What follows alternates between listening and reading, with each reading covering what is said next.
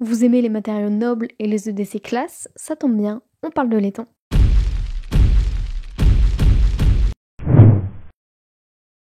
Salut tout le monde, bienvenue sur 50 nuances d'EDC. Alors ça fait longtemps que je vous la promets, voici donc la vidéo sur mon EDC laiton. Pourquoi le laiton? Eh bah parce que c'est hyper classe. Vous allez voir au fur et à mesure de la vidéo, c'est un matériau qui est déjà magnifique en soi, mais qui en plus va patiner dans le temps, ce qui lui donne juste un charme fou.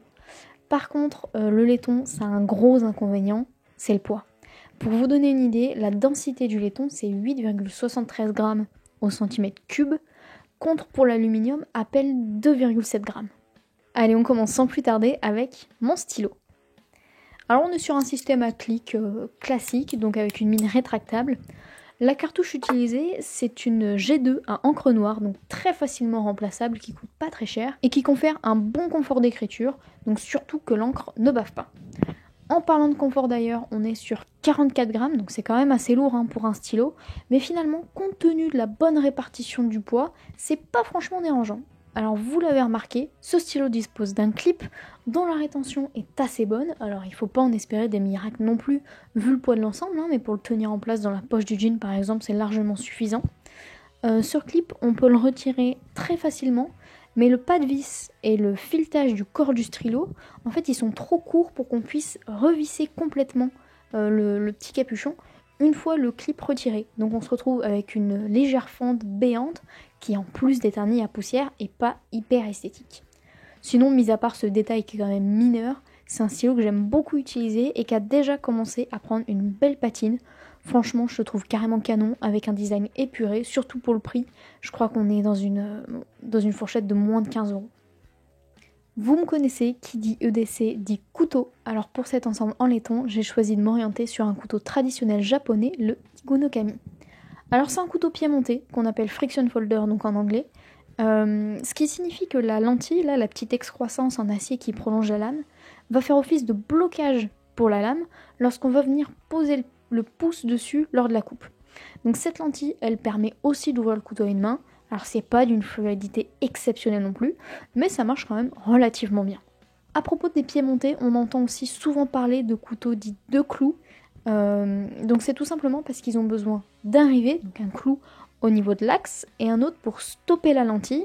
Donc ce clou qu'on va l'appeler clou d'arrêt en français et stop pin en anglais. Le Higonokami, comme vous le voyez, il présente qu'un seul clou, puisque le manche est constitué d'une feuille de laiton repliée, un peu façon comme les douk-douk, et donc la lentille va venir reposer sur le pli de cette feuille. Il n'a pas besoin d'un rivet spécifique. Pour rentrer dans l'aspect un petit peu plus coutelier du couteau, on a une lame qui est très basse, puisqu'elle va rentrer intégralement dans le manche, et une émouture qui est encore plus basse, puisqu'elle n'est pas intégrale, mais elle remonte jusqu'à à peu près la moitié de la lame. Donc le résultat, ça va être une émouture très épaisse, très large, donc assez peu polyvalente. Pour les coupes, par exemple en cuisine où on a besoin de vraiment trancher de manière hyper fluide, c'est pas du tout adapté. Par contre, pour des travaux utilitaires, c'est assez agréable, notamment par exemple pour faire des petits copeaux de bois. D'ailleurs, on dit que l'Higo, c'est le taille-crayon des élèves japonais, et franchement, une fois qu'on en a eu un dans les mains, on comprend carrément pourquoi. Alors, toujours concernant les moutures, on est d'accord qu'on n'est pas non plus sur une émouture scandinave qui, elle, est vraiment très large, mais ça vous donne à peu près une idée de comparaison. Sur Instagram, je vous avais demandé si certains pouvaient m'aider à traduire les inscriptions sur la lame et sur le manche. Et à ma grande surprise, vous avez été hyper nombreux à me répondre, donc déjà merci beaucoup. Et ça va me permettre de vous expliquer ce qui est écrit en japonais et qu'on n'aurait pas compris sans votre aide. Sur la lame, donc, on va retrouver la mention Aogami Warikomi. Alors Aogami, c'est un acier qui, si j'en crois mes recherches, contient du tungstène, donc qui à la trempe va se transformer en carbure de tungstène et apporter une grande dureté. Alors vous savez, le carbure de tungstène, on trouve notamment des mèches, donc pour les perceuses en carbure de tungstène qui ont une dureté phénoménale, donc autant vous dire que ça envoie du pâté. C'est aussi manifestement un acier qui est utilisé pour les couteaux de cuisine au Japon. Alors pas en France évidemment, vous le savez, parce que au niveau des restaurateurs, on a des normes qui imposent des lames en inox, donc pas d'aogami chez nous. Il y a manifestement plusieurs types d'aogami. J'ai pas trouvé d'informations sur celui qui était utilisé spécifiquement pour mon couteau, et comme il m'a semblé qu'il y avait assez peu de différence entre tous, j'ai arbitrairement choisi de vous montrer ici la compo de l'Aogami 1 Et en comparaison, pour vous donner un ordre d'idée, j'ai mis du XC75, alors non pas que ça ressemble spécialement, mais juste parce que c'est un acier carbone que vous connaissez très certainement, et donc je me suis dit que c'est ce qui vous parlera le mieux. Donc on remarque qu'il y a un fort taux de carbone, la présence de chrome et de tungstène, donc c'est vraiment 3 éléments de dureté. On a moins de manganèse que dans le XC75, je pense quand même que ça doit se tremper à l'huile. Pour les 3 autres éléments, en fait, je les connais pas assez pour pouvoir vous parler de leur influence dans l'alliage, du moins pour être sûr de pas trop vous dire de conneries. Donc si vous le savez, dites-le nous en commentaire, moi ça m'intéresse. Donc Aogami Warekomi, on a vu Aogami, parlons donc de Warekomi. Alors c'est une technique de forge qui consiste à entre guillemets entourer l'acier dur, donc au tranchant, avec de l'acier tendre. Ça ressemble donc à la technique du sanmai, qu'on appelle chez nous sandwich, c'est un petit peu moins classe mais c'est bien franco-français.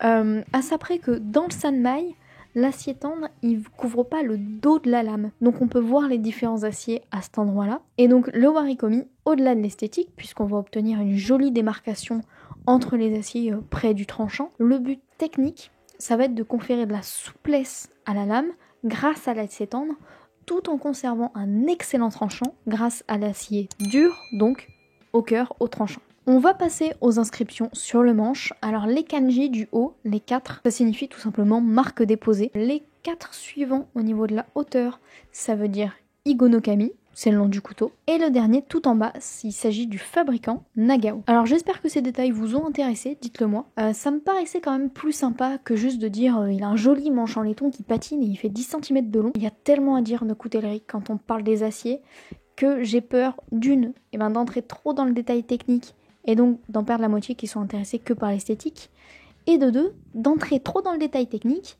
et de sortir finalement de mon champ de compétences. Donc si ça vous a plu, dites-le moi en commentaire pour savoir si je peux réitérer l'exercice. Après le couteau, forcément, on enchaîne sur la lampe.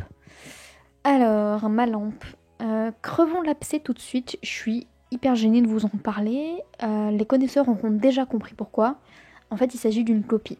Au moment où j'ai acheté cette lampe, naïvement, j'ai cru que c'était un design original et je me suis pas méfiée. Et un jour, au hasard d'Instagram, j'ai découvert la marque, je crois, Prometheus.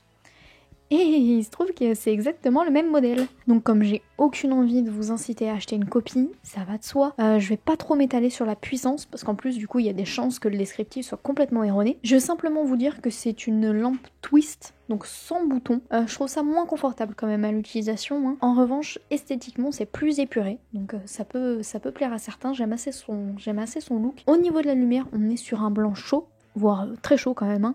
Moi j'y suis pas du tout habituée, c'est vrai que toutes mes autres lampes du moins sont blanc neutre, voire souvent blanc froid.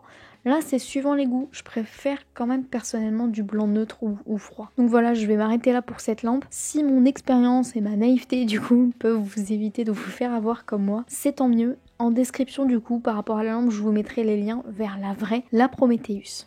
Ensuite, j'ai ce porte-écouteur en cuir gras qui m'a été confectionné par Dom de l'Esprit d'Alastar avec donc des pressions en laiton et un mousqueton pour l'accrocher soit à mon sac à dos, soit par exemple à mon passant de jean, ce que je fais le plus souvent d'ailleurs. L'intérêt, ça va être de garder mes écouteurs hyper accessibles sans que le fil s'en mêle, ça c'est vraiment cool, donc c'est vraiment top, c'est hyper pratique et surtout que c'est très bien confectionné, donc je vous laisse jeter un œil à son travail, pareil, je vous mets un lien en dessous.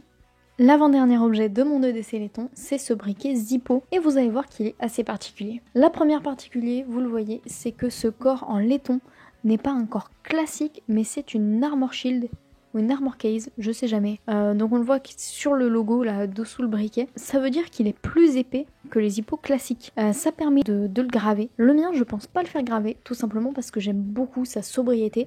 Il y a un aspect brossé avec juste les flancs qui sont polis, je trouve ça juste magnifique. L'autre particularité de mon briquet, c'est que à l'intérieur, j'ai retiré l'insert essence, parce que l'essence, vous le savez, ça a tendance à s'évaporer si on s'en sert pas. Et comme je fume pas, c'est vrai que mon briquet, je m'en sers pas 25 fois par jour. Et dedans, j'ai placé un insert gaz avec 2 brûleurs. Donc au-delà de régler le problème d'évaporation de l'essence, ça me permet d'avoir une flamme tempête, donc qui résiste au vent, et que je peux utiliser même à l'envers, donc par exemple pour allumer des bougies, vous voyez, faire fondre de la paracorde pour par exemple sceller un bracelet. Donc c'est vraiment plus pratique qu'une flamme classique. Et mon tout dernier objet, c'est un tout petit fusil à aiguiser. Alors oui, utiliser un fusil sur un couteau japonais, c'est peut-être un crime. N'empêche que quand on sait s'en servir, les fusils, c'est redoutable d'efficacité pour entretenir un tranchant. Et finalement, je trouve ça assez complémentaire aux pierres au final. Celui-ci que j'utilise en particulier, c'est un mini fusil de poche qui est fait par l'entreprise Fischer Bargouin, qui est la seule entreprise à encore fabriquer des fusils à aiguiser en France. J'ai eu la chance de visiter leur usine, c'était hyper chouette, et il y a un vrai savoir-faire derrière qu'on soupçonne pas forcément, et donc quelque part ça fait aussi partie de notre patrimoine coutelier, surtout si vous êtes Tiernois, puisque l'entreprise Fischer